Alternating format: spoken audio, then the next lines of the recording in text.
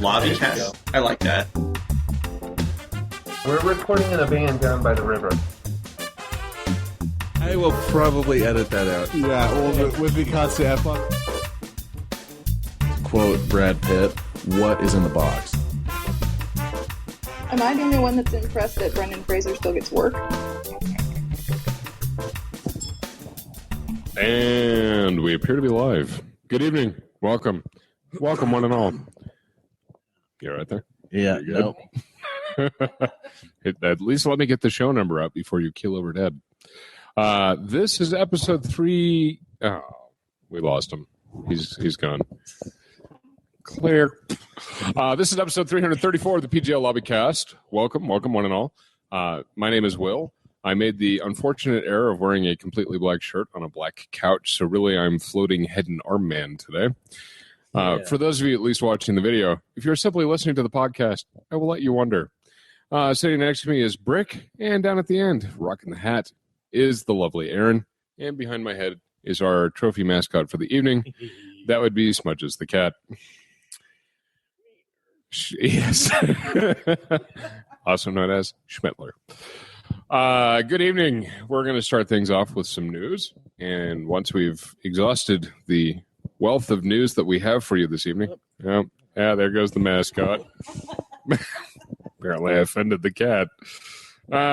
Once we exhaust the wealth of news that we have for you, we'll move on to some highlights from the San Diego Comic Con from our reporter on the ground, Mr. Brick Trebig. I didn't do any of what I was supposed to do. And after that, we'll move on to the Weekly Whatchas. And after that, we may just move on. We'll see what happens. So, starting things off with a good note. Are we going to start drinking? Yes, absolutely. We should have started before the show. Yeah. Yay! Yay, you let me be myself. So, how about some video game, movie, or television news there, y'all? There was the one note that I brought up earlier, which is for good or for ill. We have talked on past podcasts about how excited we were about the upcoming reboot, I guess you'd say, of Stephen King's It. Championed by Cary Fukunaga. The official news is Cary Fukunaga has walked away from the project. Oh, say what? True story. This reboot of It's going to be like the reboot of Duke Nukem. It's just going to get passed around to every director. That's what I'm afraid of. Like a woman in a Game of Thrones whorehouse. Whoa. Oh, and we're there already. That's a whole new record. I think that's about 3 minutes in. And then it's just gonna fail and die, probably of syphilis. In keeping with the earlier analogy. Yeah, you know, you got to keep it consistent. What analogy? So, yes, unfortunately, maybe the next director will be even better. We can hope. Maybe. What little news? Yeah, maybe it'll be Brett Ratner. Yeah, maybe it'll be Brett Ratner. Maybe it'll be the biggest douchebag in Hollywood, and then it'll be great. That'll fix everything. What do you have against Brett Ratner? I mean, what do I have against Brett Ratner? Let me ask you a better question. Except for his career, nothing. On a personal level? On a personal level, I think. I mean, I don't think he was actually born. I think he just like spawned out of some steaming pit. Yeah, like I think he was like born out of his own anus. Wow. If that's even a thing. Well, you put the visual in my head, so thanks for that. It's like quantum physics. Schrodinger's butthole? Is that what we're getting at? Yeah, that's good. Is that what we're yeah. doing? Okay. Yeah. Schrodingbungus.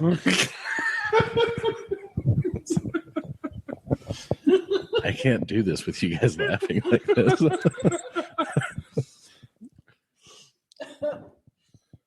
Well, I'm done with the news. Break? I don't know why I had to go there with Brett Ratner. I just don't like him. He ruined the third X-Men. Is the first. Oh, is that what he did? Yeah, That was his? that Oh. was his. Yeah, screw that guy. Yeah.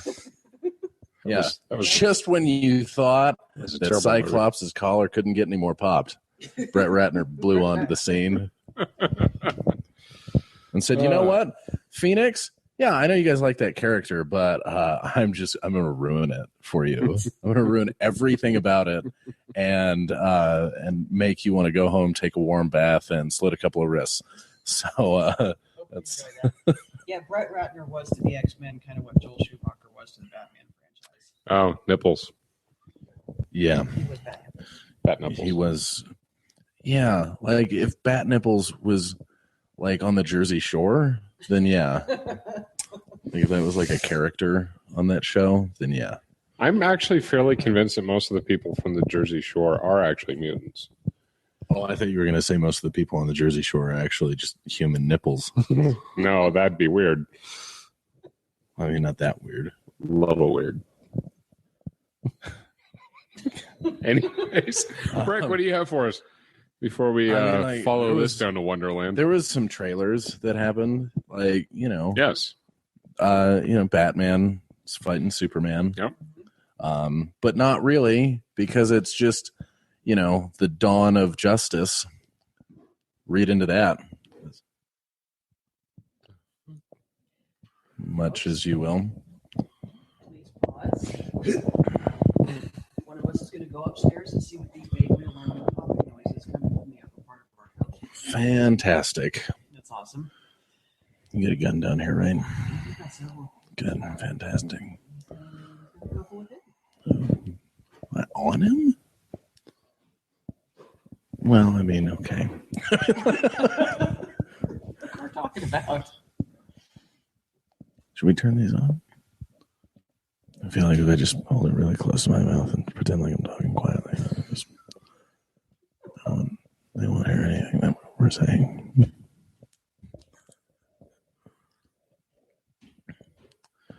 Perimeter sweep. Parameter sweep complete. Yay. Everything checks out. That's good. We like it when things check out. What? Fireworks. Fireworks. Oh, It's time to play the fireworks or gunshots game. it's time to play the fireworks or does Will have to shoot somebody game. And it might be both. It might be.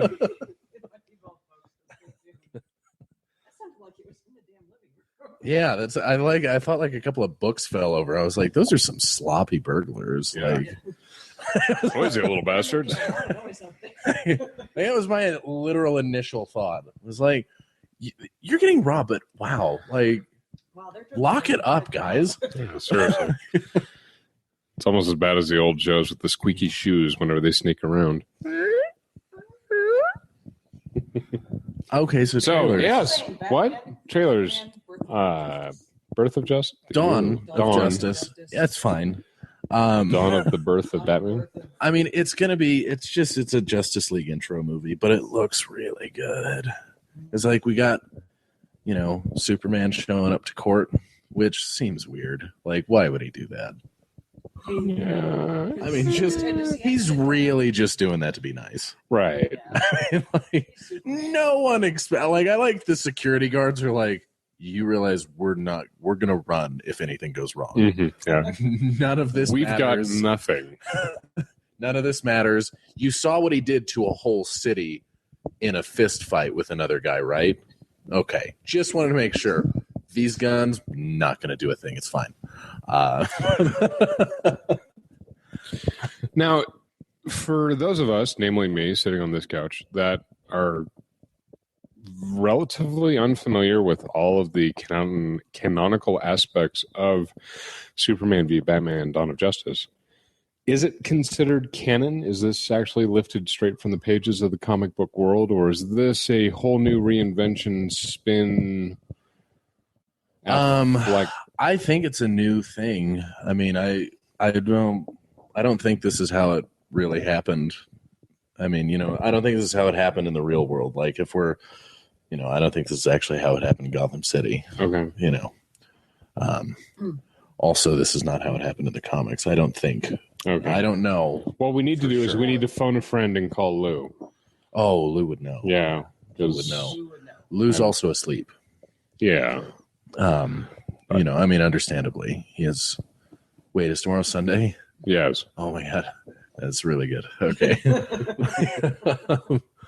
And then there was a trailer for Suicide Squad. And it looks good. I don't care what anyone says. Both of those trailers look good. I'm excited for both of those movies because the teaser to Batman v Superman, meh. I wasn't super jacked up for that movie. After that trailer, though, I am now. It looked a lot better.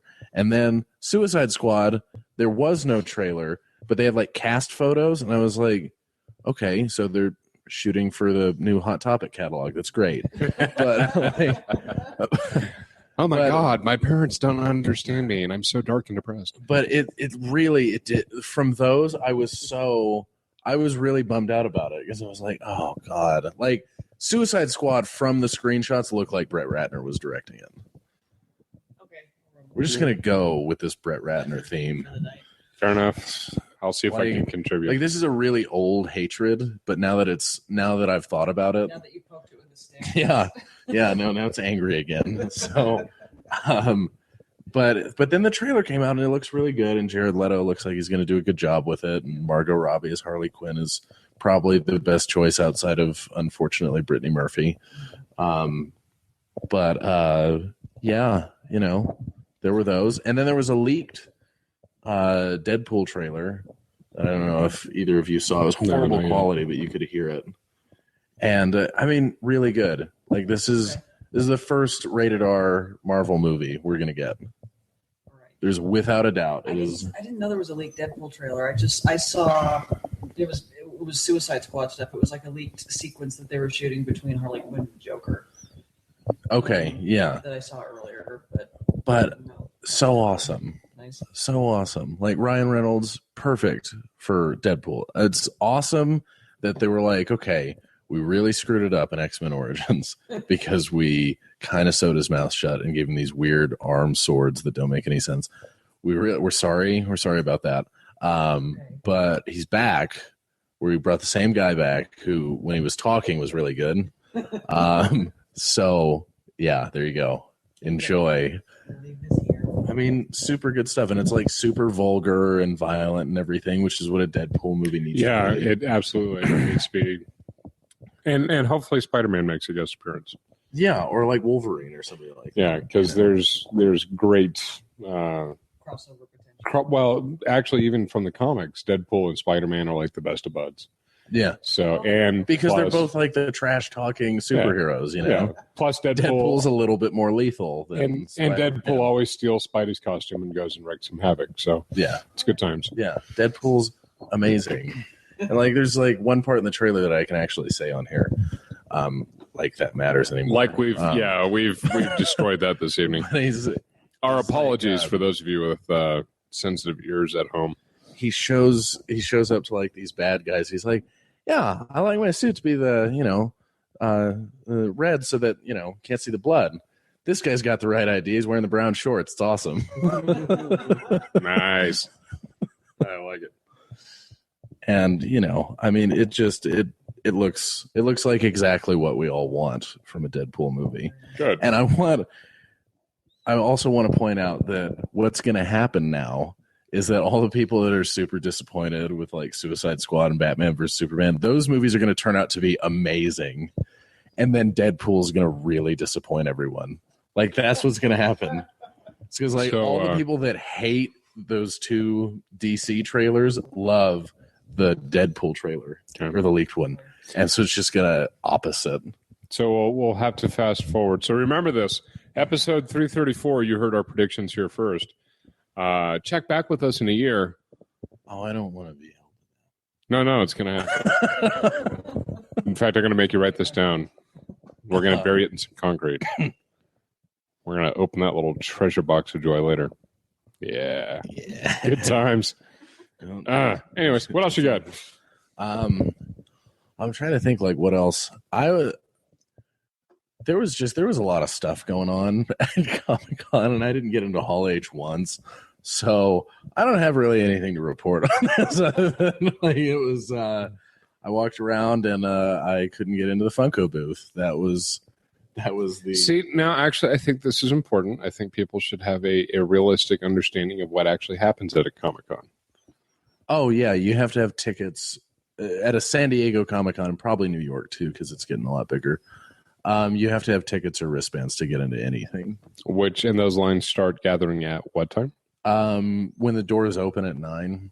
So like you have to know what you want to do that day and go directly to those booths and hope that you get a wristband or a ticket or whatever. And the other thing that you said that we were talking about was that even once you get said ticket or wristband, you come back and you are still waiting. Yeah, you still wait in line. It depends on how well they've got it worked out. Like Dark Horse seemed like they had they really had their stuff together in Dark Horse, because like it started, Joss Whedon came out, they were like, okay, everyone with wristbands, get in here, and they just went with the line, and it moved pretty swiftly. Like they had it together. Lionsgate, nope. They were like, you know what? I know you guys have been like standing and walking all day and everything, but if you could just stand for like another 2 hours, that'd be great. Just like stand for like another hour and a half. I mean, because like Natalie Dormer, she's not here yet, so I don't know what you want me to do. Now, did you actually get a chance to meet Natalie Dormer? Oh yeah, she's nice. But they once they got the line moving, they got it moving, and like you had to move. Hi, Natalie Dormer. I'm a huge through. fan. Yeah, it was just like, hi, where are you from? Denver. Okay. Was she at least smirking? Oh yeah. Okay. I don't think she can stop that. But very, very nice. Cordial person. From the brief half a second, 5 second. I got to look up and be like, oh, that's you're Marjorie Tyrell. Hi, how you doing? Bye now. Bye. Love you. But yeah, like the Lionsgate staff was just like moving people along with that stuff. And then, there was a lot of stuff that went down. Bryan Cranston totally trash talked a kid in the Nerd HQ panel. Wow. Well, like he didn't like go off on him, but like the kid was like very nervous. Like there's a video of it online. We'll have to watch it, but look up the video if you haven't seen it. This kid, he's standing there and he's like, so, I used to live in Albuquerque, and I was just like wondering, like, did you do anything fun? I don't know, like, I was stupid, probably question. Like, he's like really nervous, and Bryan Cranston just sits there and just waits for him to like finish tripping over his own tongue, and then he's like, I went and visited your mother on a very regular occasion, and the whole crowd's just like, oh! And then he'd go and he drops the mic and just sits there and is just like, yep, I don't have to care. All right. And I also walked next to Bryan Cranston for like a full minute, and then realized that it was him. And as soon as I did, his handler shot him off around the corner. I was like, no.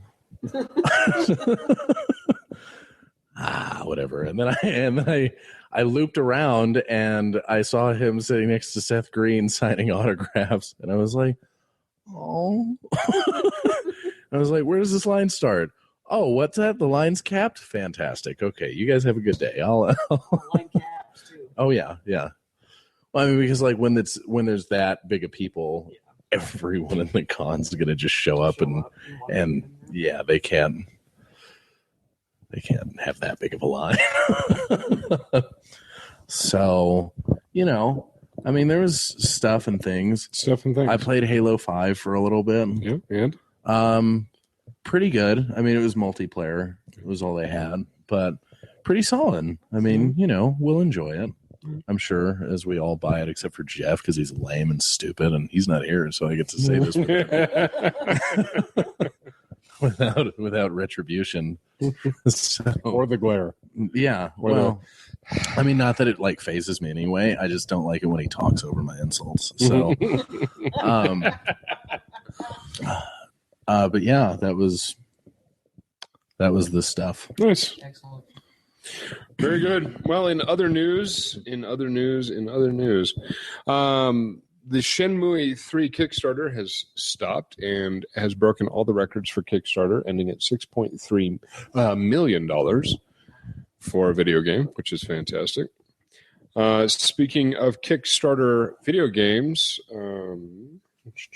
as I scroll through my list here, the fine folks at Double Fine, who made the game Broken Age, which was a Kickstarter-funded project, believe that the game will finally now break even.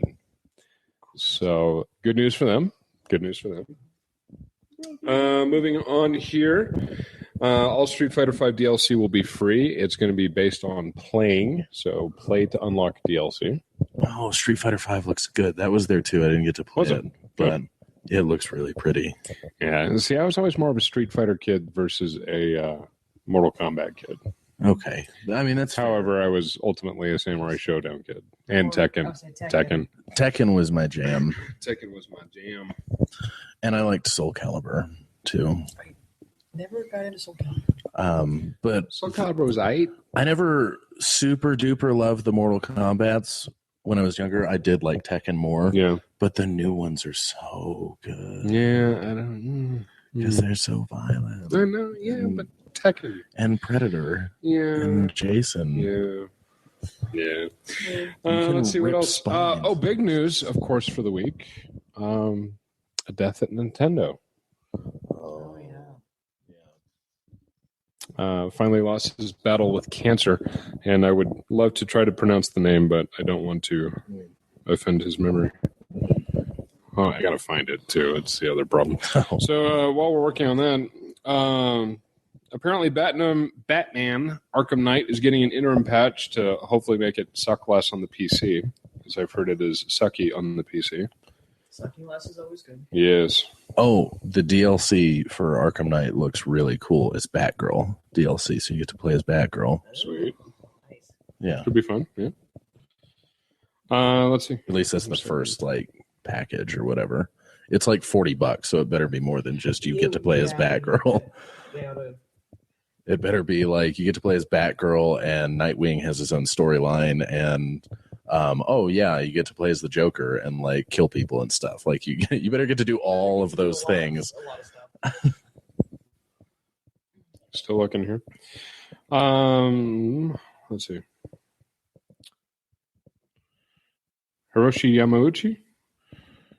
Sure. I think yeah, sure. Looks right. Maybe. No. No, he's way too old. No. Anyways, Wow. I'm terrible at this whole news thing. Satoru Iwata, Nintendo president, died age 55, 6 days ago, suddenly because of cancer. So, one of the original driving forces behind the Nintendo product line has unfortunately moved on to the great cloud level in the sky, I guess. I have nothing else for this. I had no idea he was that ill, but I was aware of his contributions to the video game world, so that's a sad loss for everybody. Moving on with news, Stephen Colbert, Internet's darling, has released a video game. What? Yeah. What You is didn't it? No. What? Let's consult the magic box. We might have just made it for Stevie. What? While we're looking this one up, Do I get to punch Bill O'Reilly in the face? that would be awesome. While we're looking this one up Is here, it called Punching Papa Bear? this is apparently That's not a thing we should make. it should be. Yeah, absolutely. So Stephen Colbert's video game is apparently a browser-based video game. It is going to be free to play, and it looks fairly entertaining. So something to check that one out. Also, in portable gaming news, We're hopefully a little bit closer to Bethesda's Fallout Shelter for the Android platform. No, it's never going to happen for you. Shut your mouth, you damn Apple user. Yeah, I love it too because like it just like I can rub it in Sam's face because I know he would play it so much if he could, and I have it and I barely use it. Nice. Yeah. So just like just eat that, eat it up. Now, one of the interesting things about Fallout Shelter is that on the Apple platform alone, it has been one of the top grossing games. Oh yeah, it's pretty fun. And the interesting thing is, it only has a single microtransaction. It's true. I'm rolling right over you at this point. I just prefer not to play it. It's fine. It's fine. I have all this privilege, and I just prefer to waste it in front of you. Like now, I know what it feels like to be like a billionaire and to just burn money in front of poor people. And I gotta say, it feels pretty good. Like I understand conservative politics now. Wow. Like conservative economics, I completely understand them, and I'm kind of a fan. Like it feels really good to be just evil. Nice. Just bringing your hands together. The proverbial. I mean, like Mr. Burns had the right idea. Nice.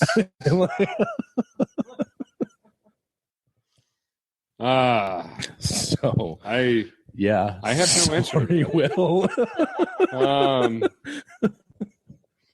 just move on. And then go commit suicide because I'm so poor.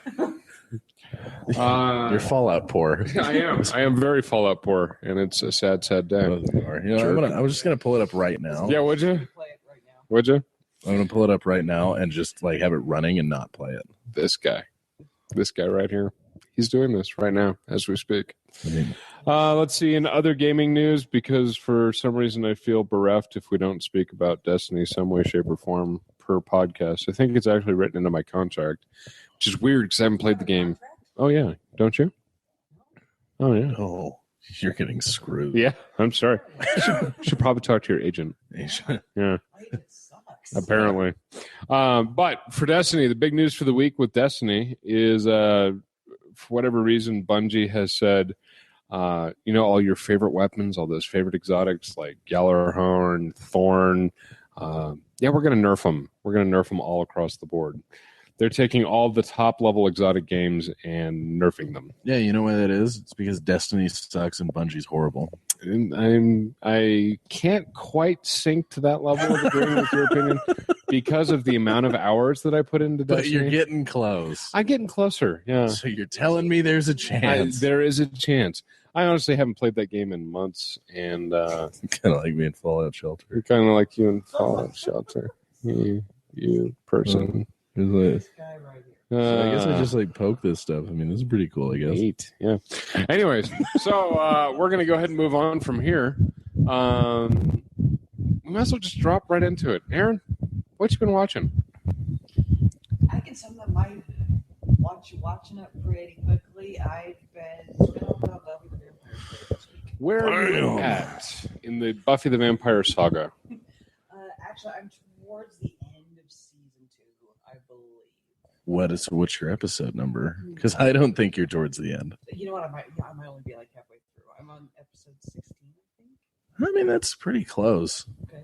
Yes. But there's some stuff that is yet to happen according to your assessments earlier. It wouldn't surprise me because I was, telling them I felt like, we're at dogs and cats living together, mass hysteria levels because Angel's trying to kill Buffy. And everything she loves. And everything she loves. Sandra and Cordelia are making out. Stuff's getting weird. It's getting weird, man. Yeah. Even by Sunnydale. Oh, it's going to get sadder before it gets happier. I was afraid of that. And then it's going to get sadder again. Like Good tragic. At least I'm warned. Yeah. Be prepared. Yeah. I'm warned I didn't have a warning. You'd be grateful for this warning. Okay. You'll accept this warning and you'll be happy for it. All I had was a bottle of bourbon and afterwards. And drug abuse afterwards. Yeah. Come see, come so. Anything else?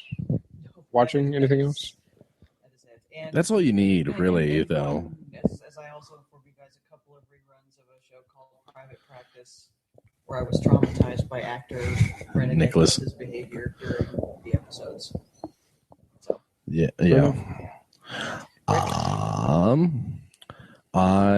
We just totally skipped over listening, didn't we? I'm changing it up. Oh my see, God. it's changing the order, man. I'm making it new. Well, Making it fresh. I agree with your decision to make it fresh and new. And I don't think we should just let Jeff back on this, actually. Take it over. Have fun at your high school reunion, seriously, because you're not coming back for this. I watched a mockumentary from HBO called 7 Days in Hell. All right. Tell us more. Which is about. It stars Andy Samberg and Kit Harington, Jon Snow. You know nothing? Yes, yeah. Has two tennis players. I saw previews for that. How was it? Oh my God, it's so good. And the premise is behind there. It's a documentary on this fake Wimbledon match that lasted 7 days between the two of them. Okay. Oh God, it's so good. It's so good. Everything about it is so good. It's like 42 minutes. So in other words, we're gonna watch it after we're done here. All right.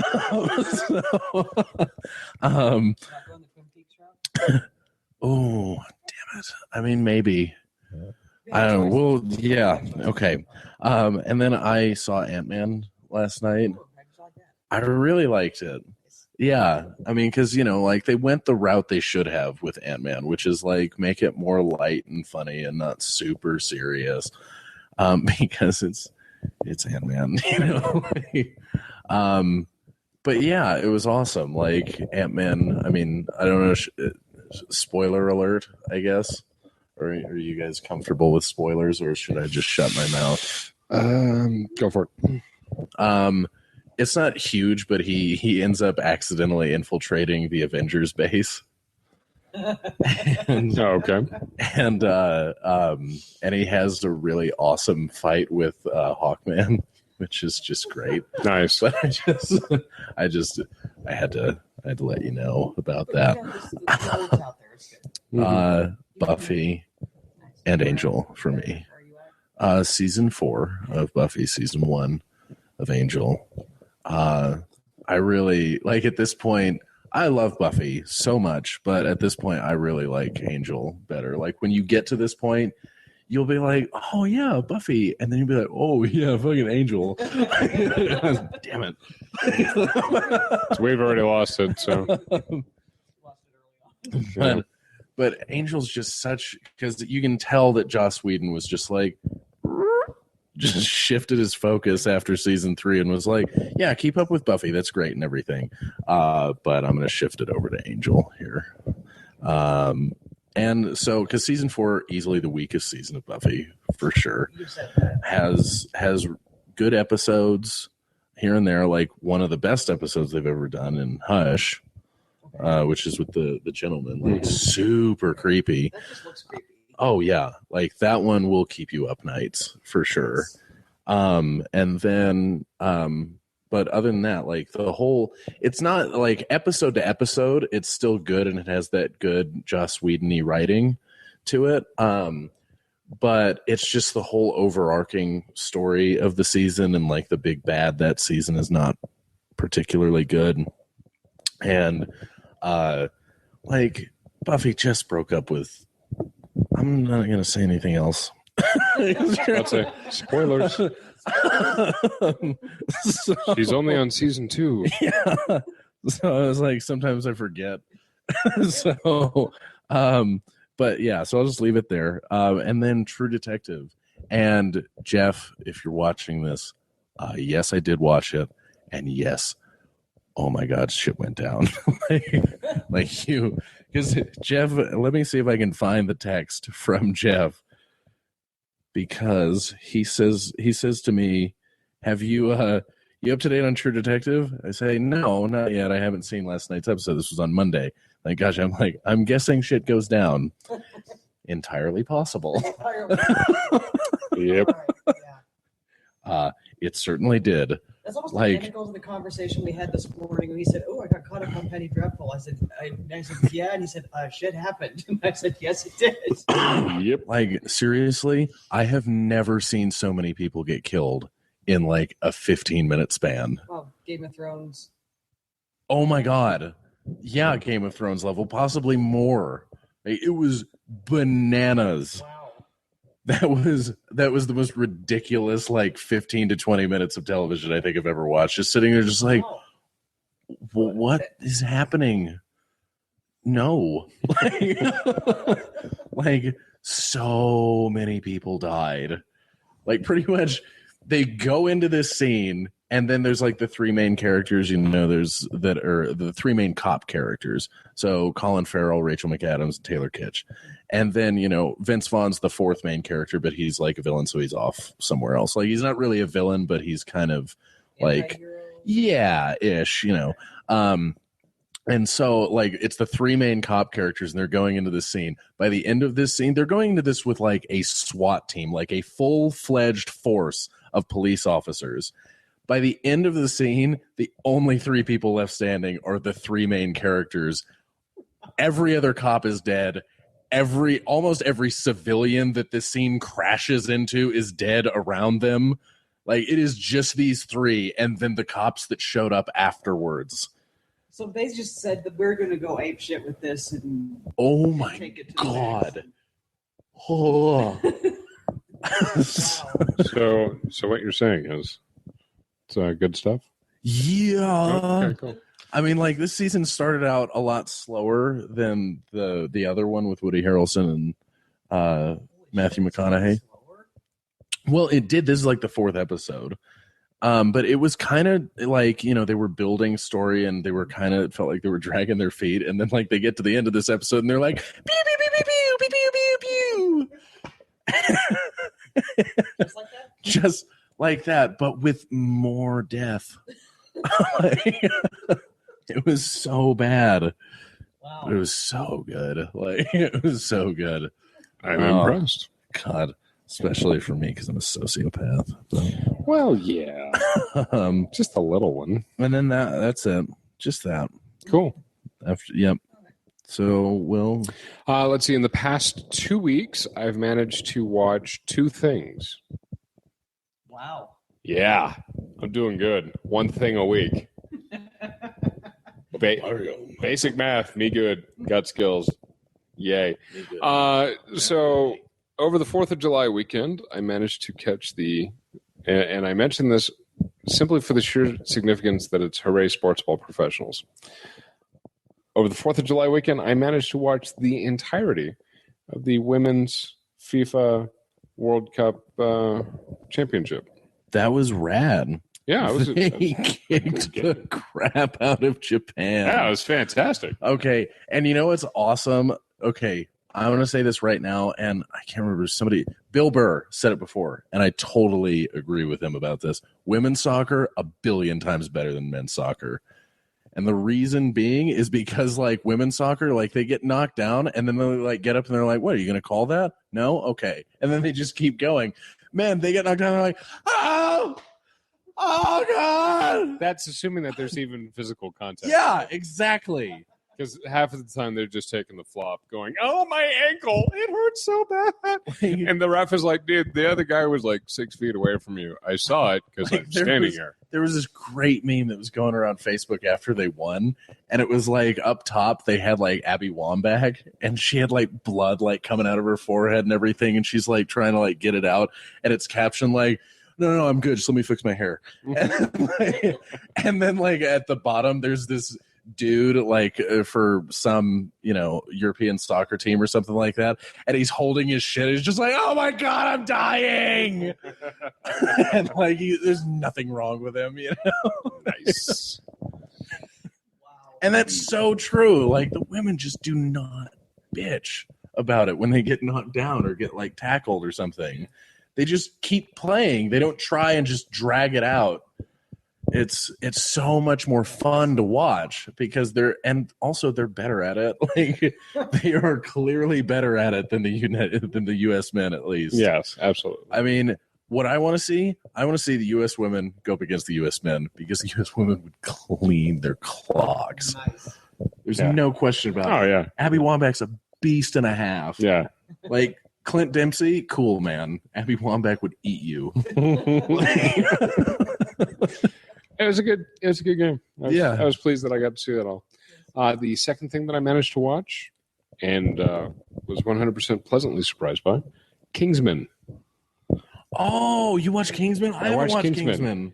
It was really good. I heard it was really good. It was a lot of fun. Yeah, you know who directed Kingsman? No. The guy who directed X-Men First Class. That's why he didn't do Days of Future Past, and what's his nuts who did Usual Suspects came back to do Days Bryan of Future. Singer. Yeah, Nice. yeah. Bryan Singer came back to do Days of Future Past because this guy, and I can't remember his name. Yeah, he was doing Kingsman. Yeah, Kingsman was great. Yeah, that guy's a solid director. Mhm. He does good work. First Class was amazing too. Yeah, I like First Class a lot. So, X-Men First Class. I haven't seen it yet. You should watch that too. I should. I saw Days of Future Past. I was a little confused, but I caught up and I liked it. Yeah. First, I mean, I would have recommended that you see First Class beforehand. First? I mean, it's not, first. Yeah. But I mean, it's not entirely necessary. Like, Right. You can get what's going on in Days of Future Past without seeing it. Right. And I did. So Yeah, those are the two things that I got to watch, which will bring us quite nicely to what you've been listening to. I've been listening to the car radio, so just kind of whatever I can catch as I'm trundling about in my vehicle. Has there been any particular channel? 97.3 is kind of my current favorite, and So going for the classic rock vibe. yeah, but they have a good mix of modern stuff on there too. You know, they throw in a little bit of Ella King. I even heard some Fountains of Wayne on there, so they really do some alt rock and Cool. mix it in there with the classic rock. Very good. Very good. Rick, I got new headphones at work, and they're not like noise canceling, but when I put music into them, I can't hear anything that's going on around me. So I am able to focus a lot more. So I've just been listening to like Shuffle, and I listened to the new of Monsters and Men album this week. Oh, and I listened to Thriller, I guess, too. Yeah. The album. Yeah. Because I downloaded the Amazon Music app, and the cool thing about that I didn't realize was that all of the like vinyl and CDs that I've bought off of Amazon are automatically thrown into that. Okay. oh, Yeah, like they just automatically give you a digital copy in their music player. that's cool. And so I was just like, oh, cool. I have all of these albums. That's weird. That's so oddly specific that I'm this gonna random listen to this page one. would have all of these albums that I own. Oh, that's what's going on. And so I listened to like of Monsters and Men and Thriller and the new Foo Fighters album and just all these different ones that I haven't listened to in a while. But it's a really neat app. I like it, Yes. but it's just been like a mixture of stuff. Yeah. Will and Well, I had a lot of time driving, so I've been still working my way through Harry Potter and the Half-Blood Prince, as narrated by the great illustrious Stephen Fry. I'm currently towards the end of that one. It's pretty awesome. It's really awesome. Wait a minute. It's fantastic. Take a moment. Wait a minute. I mean, I didn't know that he did that. Yeah, I want all of the books to be. I want all of them now. I can share them. Oh, can you? Yeah, I'll take care of you. I'll feed you, little baby bird. Okay. So that was to and fro the illustrious nation of Colorado Springs. And then on top of that, really, it was 4 hours, 8 hours. I'm just completely ignoring you at this point. that's probably Yeah, no, I saw something about a hand gesture and moved on. And for those of you not watching but listening, leave that to your imagination. I'll risk tennis elbow. Yeah. A lot of music because I had a carpool full of teenagers. So it was whatever the kids these days were listening to. What are the kids these days listening to? We did a lot of hip hop. We did a lot of Katy Perry. Could have pray. And then every now and then, just to keep my own sanity, I'd throw in some Tool and some, Metric, some Black Keys, real music. So Whenever somebody says hip hop, like I like hip hop. I do too, to a point. Whenever somebody says it, I can't help but think of the South Park movie. Oh, yeah. When The kids these days. he's listing, the general's listing out the operation to put all the black guys in front to protect the white guys and like tying them to tanks and stuff like that. You hear the phrase hip hop, and this is what your brain jumps to. Well, yes, because the chef is just like, "What the hell is this?" And he's like, "Have you ever heard of the Emancipation Proclamation?" And the general looks at me, he's like, "I don't listen to hip hop."